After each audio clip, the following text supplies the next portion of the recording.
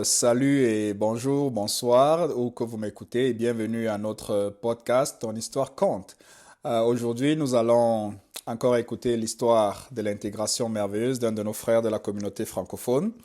Et je vous invite, comme je l'ai dit toujours, à nous appeler si vous voulez partager votre histoire et votre témoignage. Donc, nous allons appeler notre frère Désiré avec qui nous allons aujourd'hui échanger de son expérience.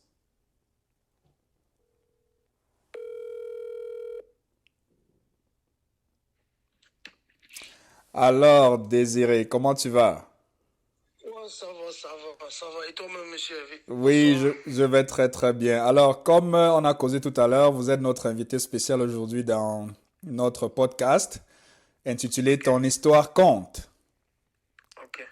Alors comme ça, on a l'habitude au début du podcast de juste aider nos auditeurs à découvrir que nous sommes. Alors, qui est Désiré?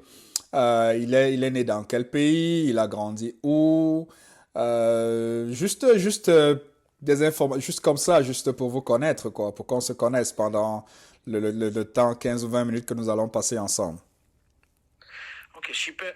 Moi, c'est Kenny Pascal Désiré, originaire du Cameroun, plus précisément de l'Ouest, et qui a fait quelques voyages à travers le monde entier. Bon, et la nouvelle expérience, aujourd'hui, je me trouve aux États-Unis, ma femme, mes enfants et moi.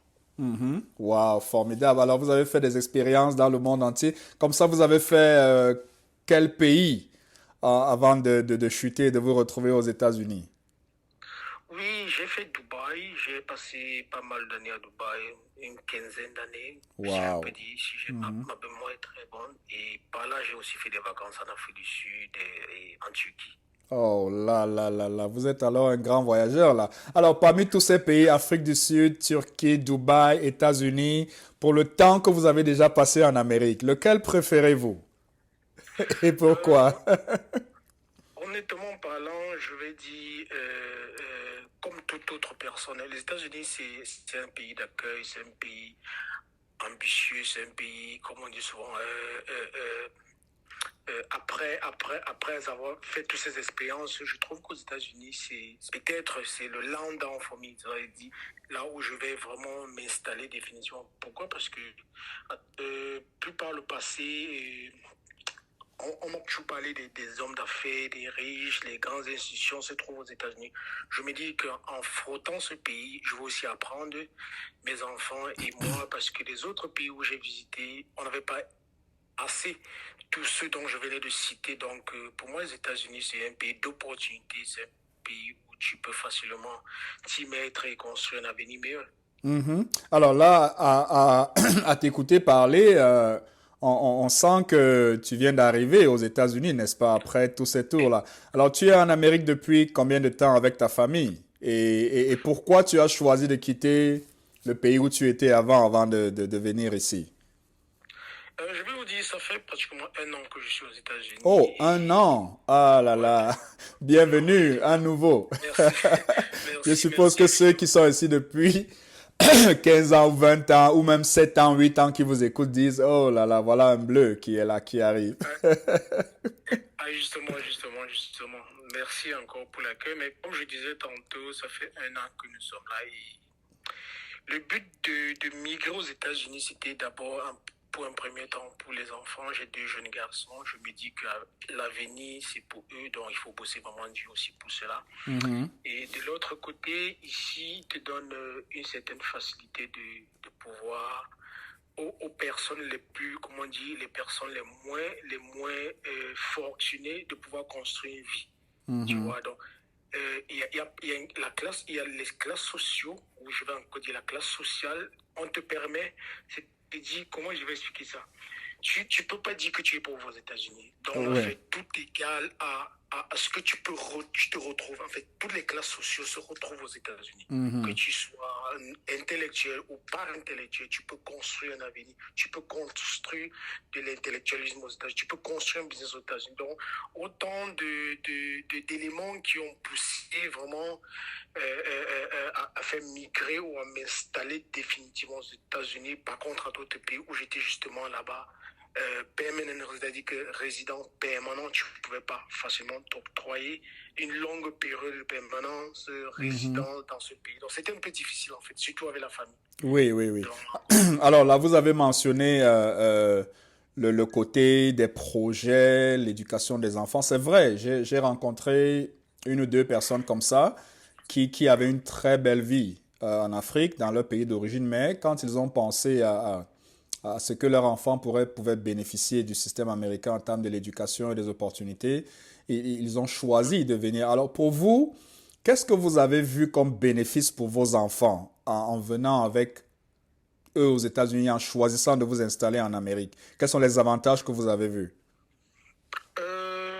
les avantages que j'ai vus, qui sont surtout pour les miens, les enfants, je crois, une éducation sérieuse, sincère Mhm. et planifiée. Tu Oui. vois un peu dans le sens où l'enfant choisit un domaine et il fait avec ce domaine jusqu'à devenir un homme intègre à la société. Mhm. En revanche, dans nos pays, je ne vais pas ici dire que l'éducation qu'on reçoit dans nos pays africains sont médiocres, mais sauf qu'ici, il y a de la qualité. C'est-à-dire que Oui. si tu es un enfant qui aime que faire de l'art, tu peux vraiment faire que de l'art jusqu'à tu deviens grand artiste. Oui. Si tu es un enfant qui fait que de l'informatique, tu peux être un informatique jusqu'à je sais pas à quel échelon. Jusqu'à être un expert, Donc, quoi. un expert, voilà, un expert.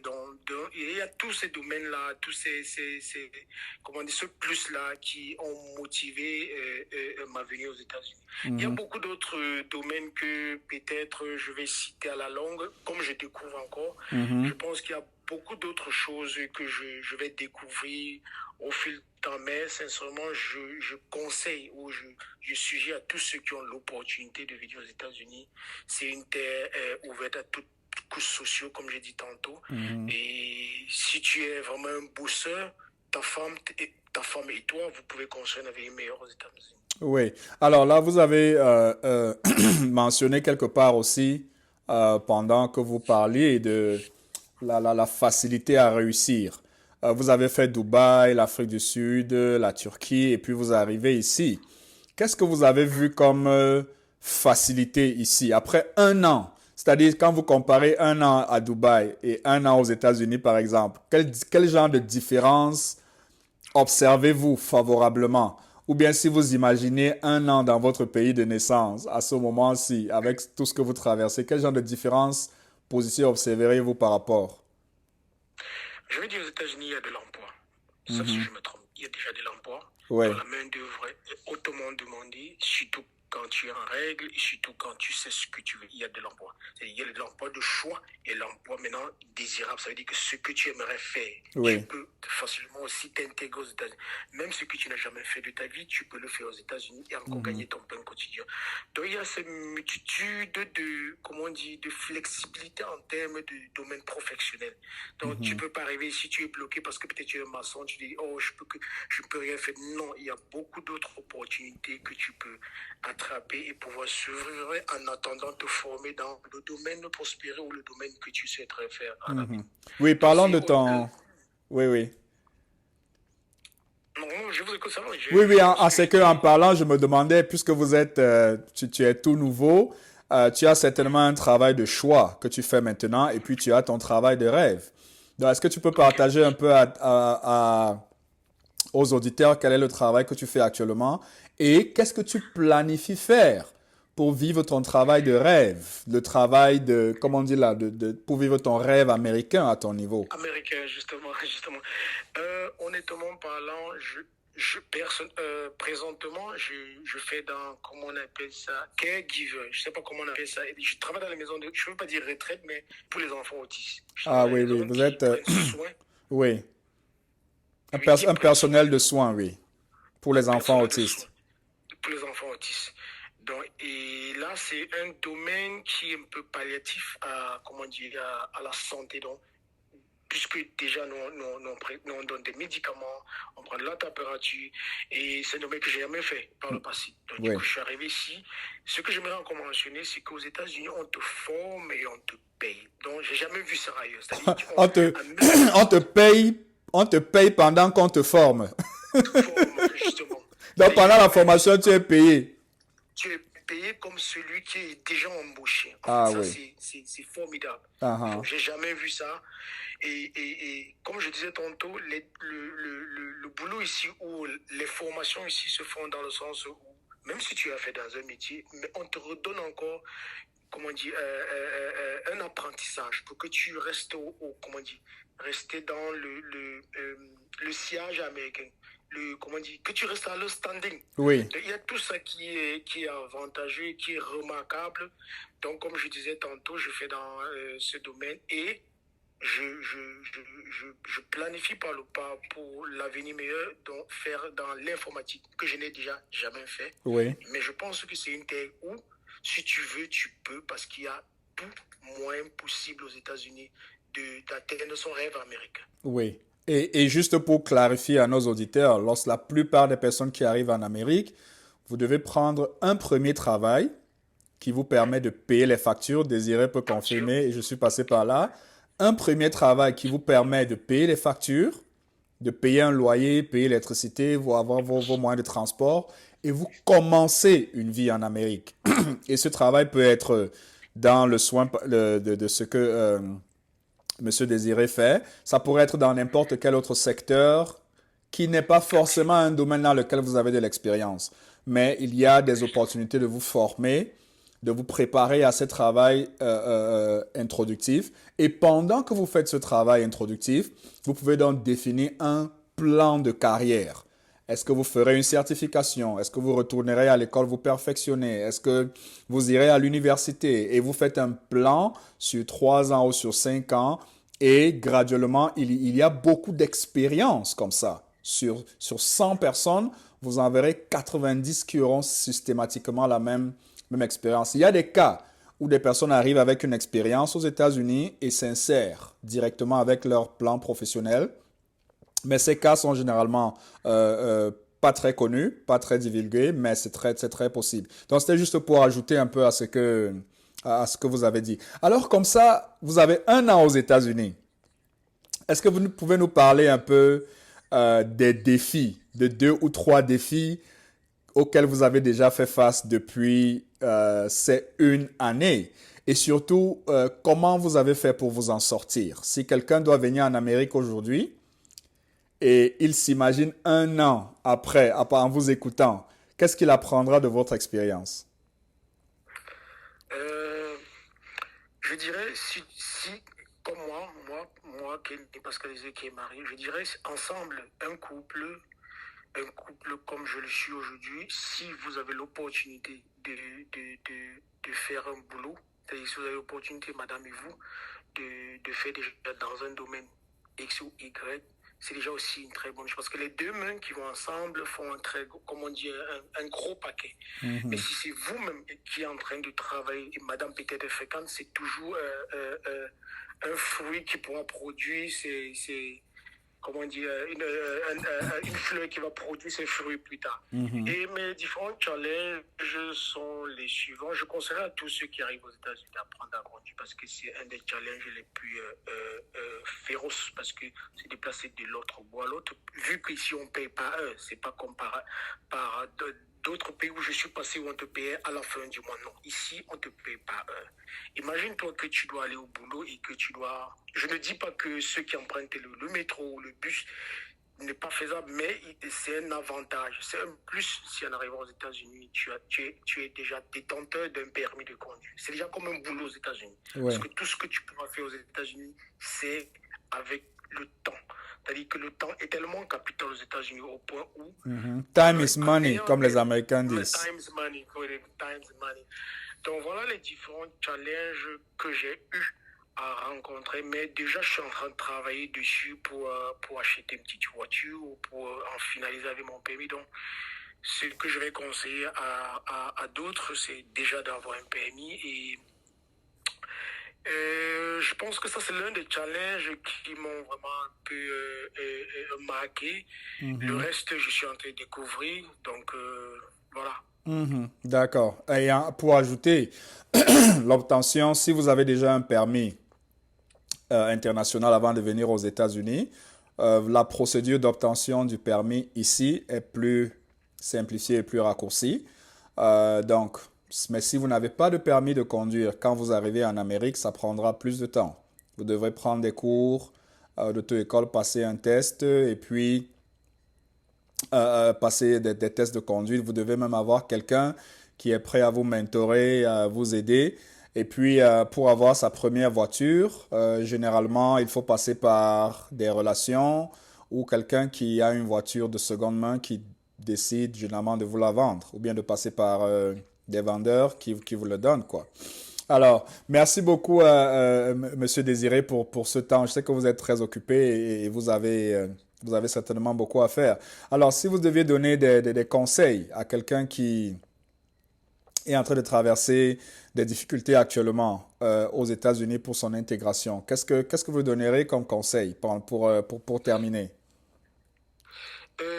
D'éviter de fréquenter les mauvaises personnes parce qu'il y en a partout, c'est vrai, mais aux États-Unis, il faut éviter les mauvaises fréquentations. Il faut vraiment être concentré à sa famille. Mhm, Parce que, oui, parce que le temps que peut-être vous deviez utiliser ou faire peut-être la visite ou aller boire un verre, c'est mieux de concentrer parce qu'aux États-Unis, la famille est capitale. Son boulot et sa famille, ce sont des choses vraiment à prendre au premier degré au sud. mhm. Donc, éviter les mauvaises fréquentations, toujours être, comment on dit, positif, réfléchir à son avenir. Donc, tout ce qui arrive, je le souhaite déjà la bienvenue aux États-Unis. Mhm. D'être très fort, courageux, ça ne serait pas facile pour un début, mais on finit toujours par y arriver. Mhm.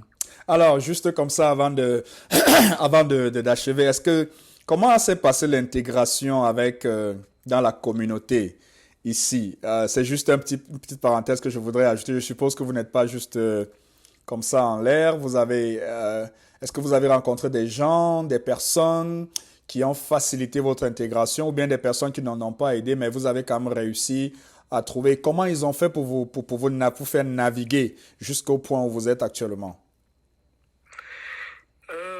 Honnêtement parlant, l'intégration n'était pas facile, mais j'ai eu la chance d'avoir ma cousine qui était déjà là, qui m'a présenté aussi auprès des connaissances qu'elle avait. Ne Mhm, serait-ce que dans ce domaine-là, j'en ai profité tant. Les conseils, les opportunités, les offres d'emploi.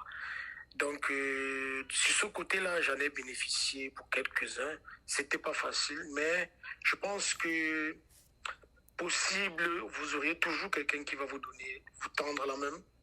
Surtout les bonnes personnes, si vous tombez entre les mains des bonnes personnes également, parce que j'ai dit, il faut éviter il y a vraiment de mauvaises fréquentations aux États-Unis. Il faut en éviter. Et quand vous avez la chance de tomber entre les mains de très bonnes personnes, vous n'en regretterez pas. Vous n'en mhm. regretterez pas. Et donc, Ok, voilà. merci encore, Désiré, pour ce temps merveilleux et précieux pour nos auditeurs. Notre objectif, c'est vraiment d'aider chacun à donner sa version, son narratif de son intégration pour aider ceux qui sont déjà ici, qui traversent des difficultés ou des challenges ou qui ont besoin d'informations et d'éducation, comment faire pour s'en sortir. Et aussi pour aider ceux qui sont en train de venir à avoir la réalité vue selon la perspective de ceux qui sont ici. Parce qu'on a remarqué que beaucoup ont l'image de l'Amérique de Hollywood. Nous voulons les aider à avoir le visage de l'Amérique selon le vécu quotidien. Donc, merci beaucoup, Désiré. Si vous connaissez quelqu'un d'autre dans la communauté qui est prêt à nous donner sa perspective ou alors son vécu, son narratif de son intégration, n'hésitez pas à les recommander à notre émission. Nous serons vraiment très, très heureux de les accueillir et de faire entendre leur narratif et leur histoire. Et, C'est moi qui vous en remercie. et bien des salutations aux enfants. J'espère ils ont déjà commencé à bénéficier de l'éducation ici. Évidemment, évidemment. Et, Super. Merci, merci. ok, bonne soirée à vous. Merci. Ok, au revoir.